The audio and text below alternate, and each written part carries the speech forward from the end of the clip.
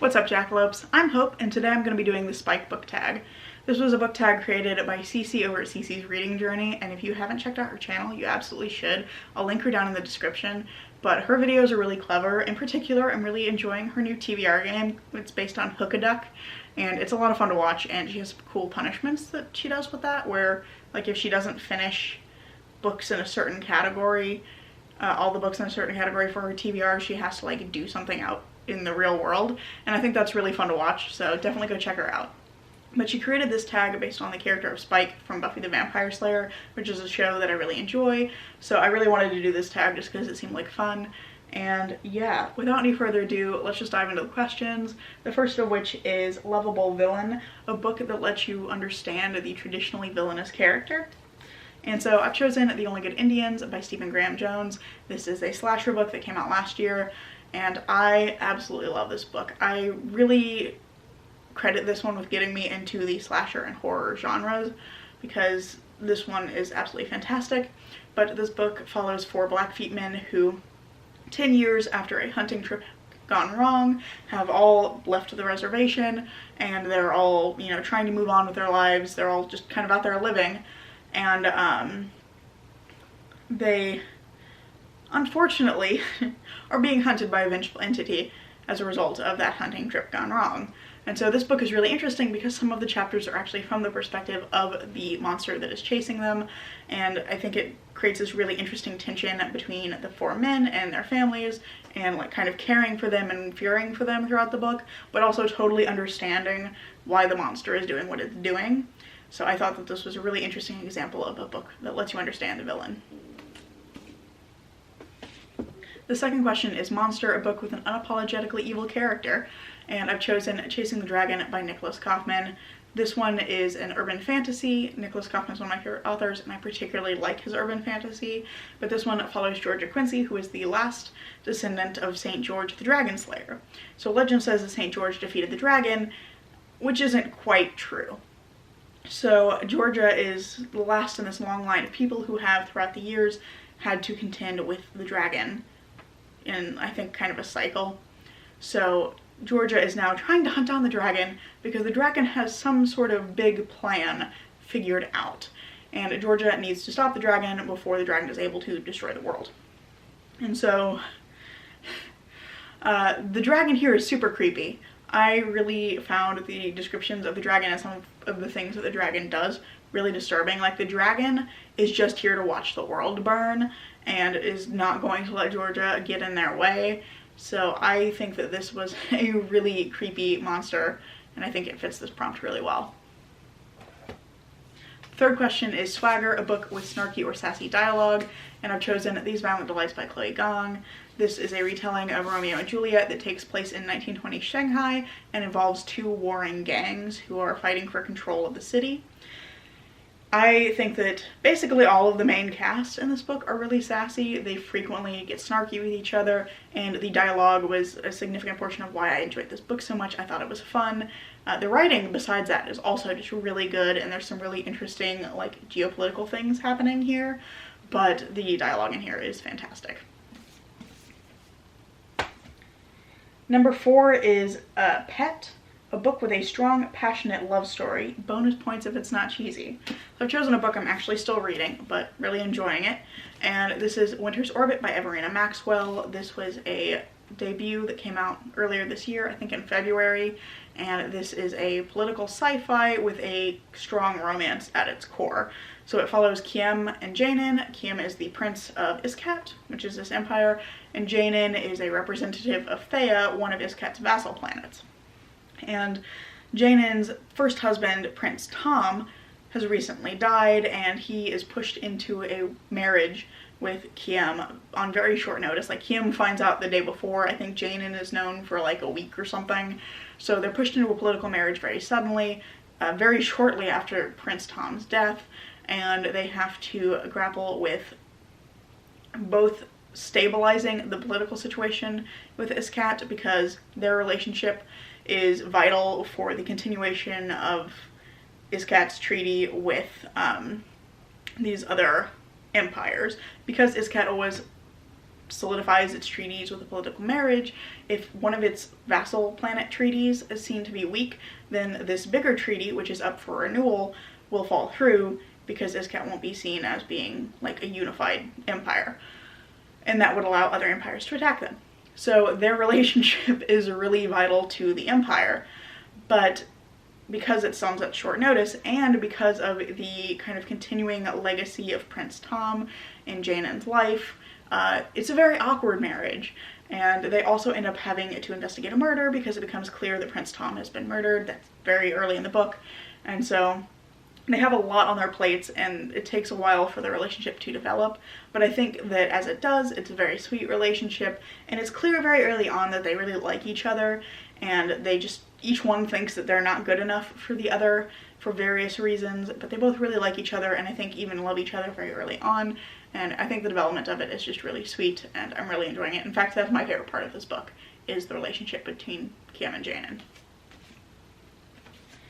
Question number 5 is Fool for Love, a book that made you cry or feel pain.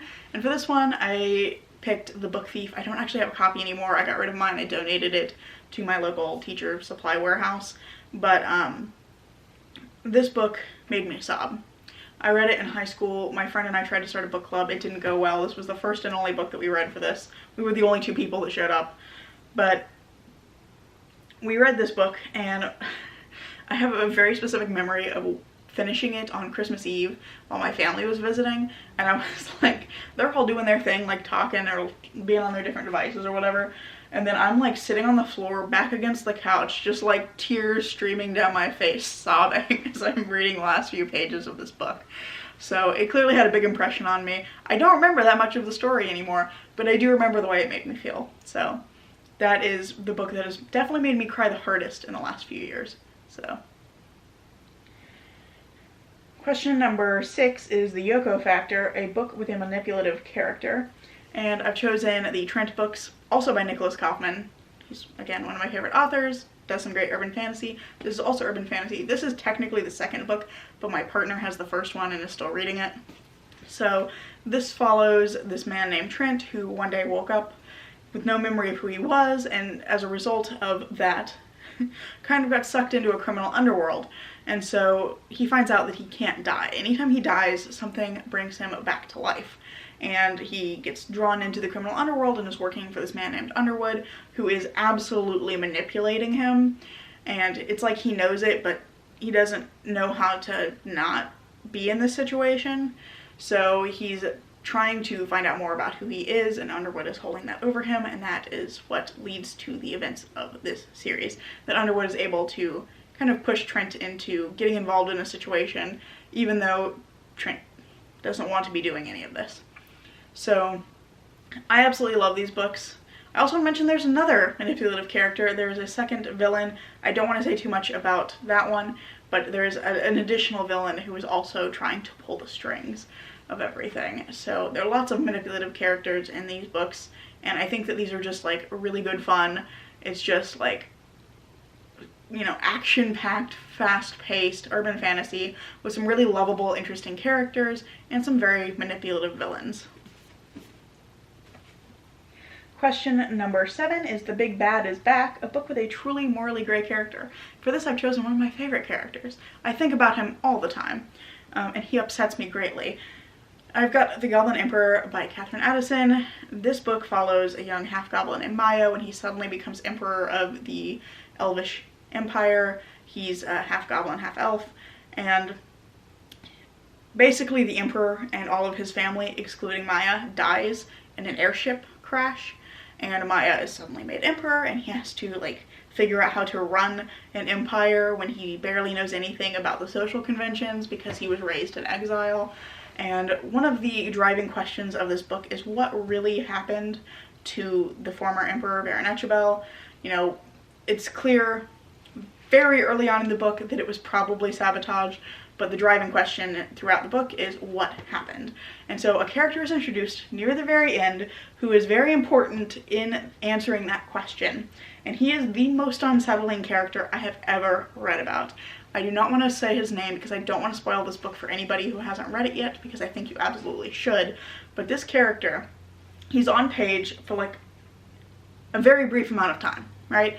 And he has this monologue that is so unsettling, because when you read it, you realize he's not wrong, but the things that he has done are really fucked up. So I think that he's really interesting because his goal ultimately is not, you know, good or bad. He just wants change in the world. So highly recommend this book, but like I can never stop thinking about this character. I just think about him all the time because there is so much to unpack around him. So I think this one has basically the best morally gray character I've ever read. I have to put that one down now because I will just gush for hours about the Goblin Emperor. Question number 8 is everyone stoned here? A book with a great anti-hero or a snarky main character.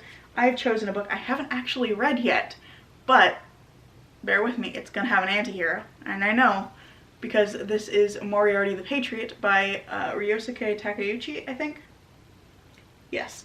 And this follows James Moriarty, who is the kind of big bad villain from the Sherlock Holmes canon, but this is a origin story for him.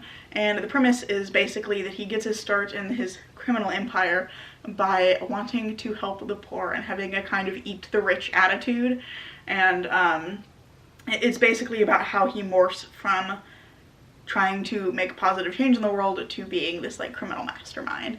So I'm really excited to get to this one, and I can tell he's like, that's classic setup for an anti-hero, like someone trying to do good, but like nefarious means. So I am excited to get to this one, and it's actually a manga, so there's some cool art in there. I don't want to like spoil it, but yeah, there's some neat art and stuff. So yeah, don't have as much to say about that one because I haven't read it yet. Question number 9 is Empath, a book that changed your perspective or made you more observant.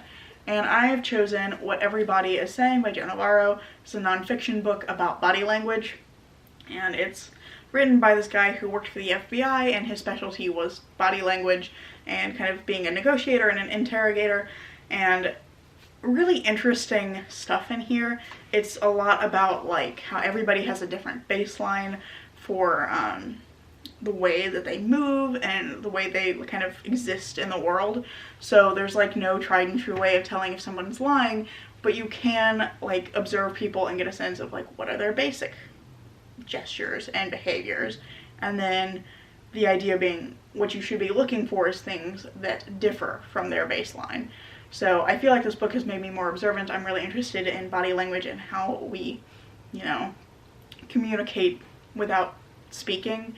And I find that ever since I've read this, I'm way more aware of like other people's typical gestures and things.